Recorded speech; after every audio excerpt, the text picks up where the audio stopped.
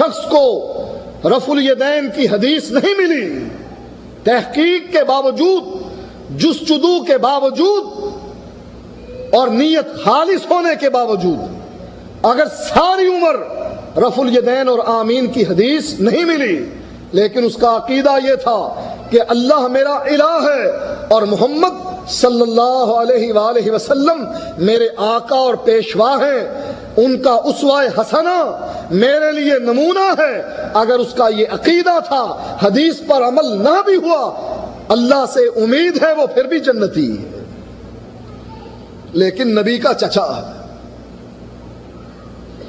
اور نبی سرہانے بیٹھا اور کہہ رہا ہے یا ام قل لا الہ الا اللہ احاج لک بہ عند اللہ، چچا ایک مرتبہ زبان سے لا الہ الا اللہ کہہ دے، پھر میں جانوں میرا رب جانے، پھر جنت تیرے لیے ہے۔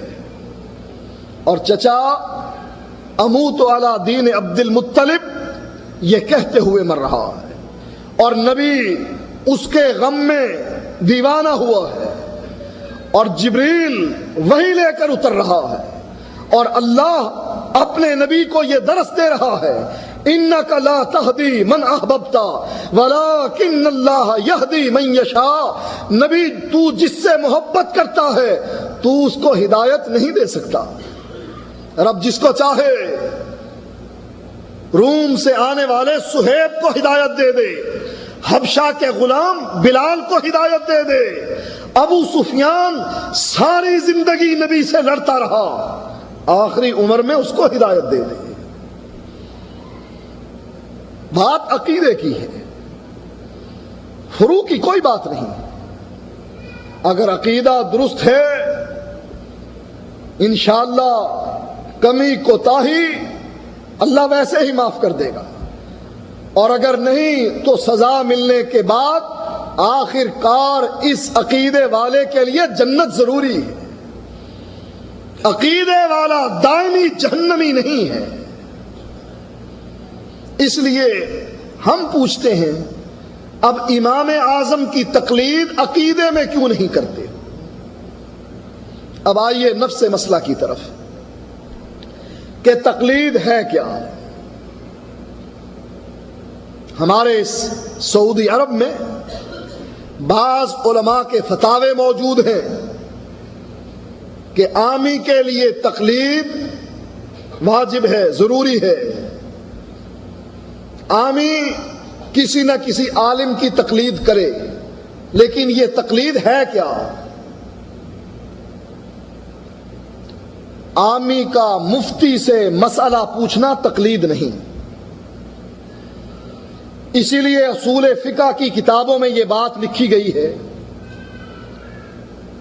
اللہ کے قرآن کو ماننا تقلید نہیں، والرجوع الی النبی صلی اللہ علیہ وسلم، نبی کی حدیث کو تسلیم کرنا تقلید نہیں، والاجماع لیس منہ، اجماع تقلید نہیں، قضى العامی الی المفتی والقاضی الی العدول، اگر عامی مفتی سے مسئلہ پوچھے یا گواہوں کو قاضی بلا لے تب بھی تقلید نہیں، لیکن عرف عام میں کسی عام آدمی کا مولوی اور مفتی سے مسئلہ پوچھنے کے بعد یہ کہا جاتا ہے کہ یہ شخص فلاں کا مقلد ہے، عرف میں یہ بات حقیقت نہیں۔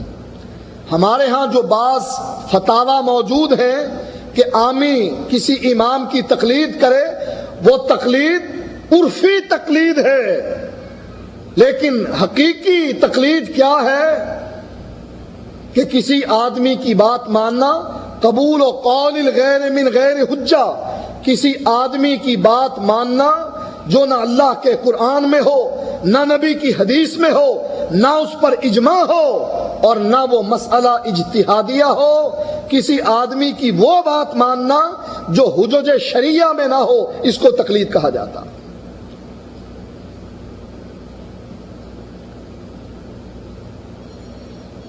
اس کو واضح کرتا ہوں،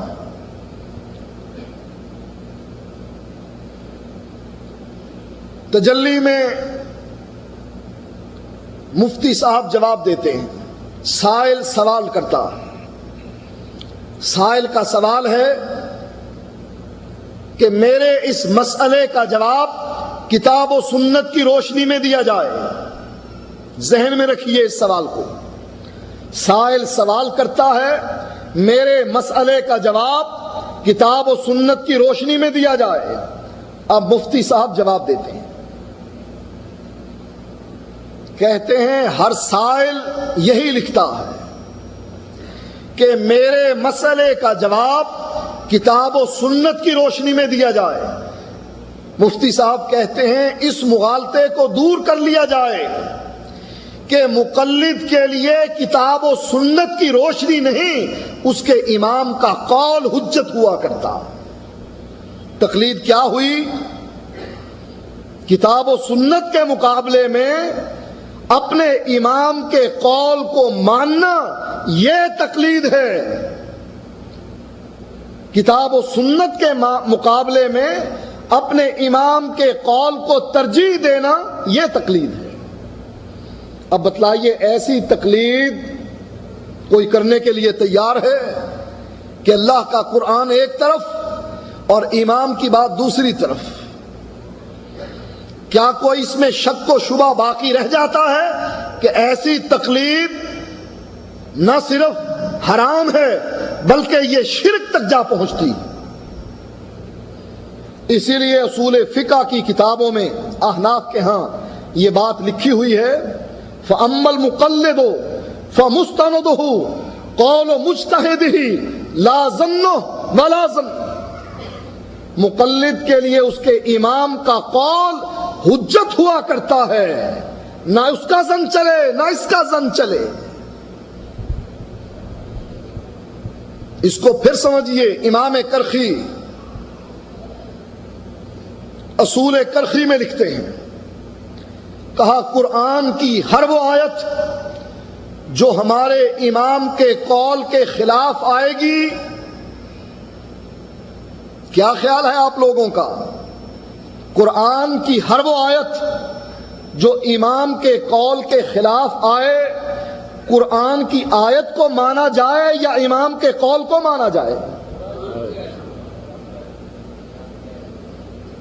آپ کا جواب درست ہے، لیکن امام کرخی کہتے ہیں نہیں. کہا کیا کیا جائے؟ کہا امام کے قول کو، امام کے قول کی تعویل کی جائے. کیسے؟ تعویل کسے کہتے ہیں؟ قرآن مجید میں حکم ہے کہ نکاح کرو مثنا و ثلاثا و رباع. اس کا ترجمہ کیا بنتا ہے؟ 2 2 3 3 4 4. آئی ہوئی خواتین ناراض نہ ہو جائیں کہ وہ سمجھیں کہ شاید ہم ان کو درس دے رہے ہیں کہ آپ 2 2 3 3 4 4 نکاح کریں. نہیں، مسئلہ سمجھانے کے لیے بات کرتا ہوں. ترجمہ بنتا ہے 2 2 3 3 4 4. اب ایک آدمی تعویل کرے اس کی. کیسے؟ کہا 2 2، اللہ کہتا ہے 2 2 کتنی بنی؟ 4. 3 3 کتنی بن گئی؟ 6. 4 اور 6 10. والرباع 4 4 8. 10 اور 8 18. اب کتنی شادیاں کرنی چاہیے؟ 18. یہ ہے تعویل. امام کرخی کہتے ہیں قرآن کی آیت کی تعویل کی جائے، اس کے معنی کو بگاڑا جائے، اپنے امام کے قول کے مطابق کیا جائے. قرآن کی اس آیت کو، امام کے قول کو اونچا بٹھایا جائے اور قرآن کی آیت کو نیچے لگایا جائے. قرآن کی آیت کا وہ معنی بیان کیا جائے جو امام کا قول ہے. خود نہیں بدلتے، قرآن کو بدل دیتے. کہا اگر یہ مجبوری حائل ہو جائے کہ قرآن کی یہ آیت اپنے معنی میں اتنی صریح ہو کہ تعویل ممکن نہ ہو، پھر کیا کیا جائے؟ کہتے ہیں پھر کہہ دیا جائے قرآن کی یہ آیت منسوخ ہے.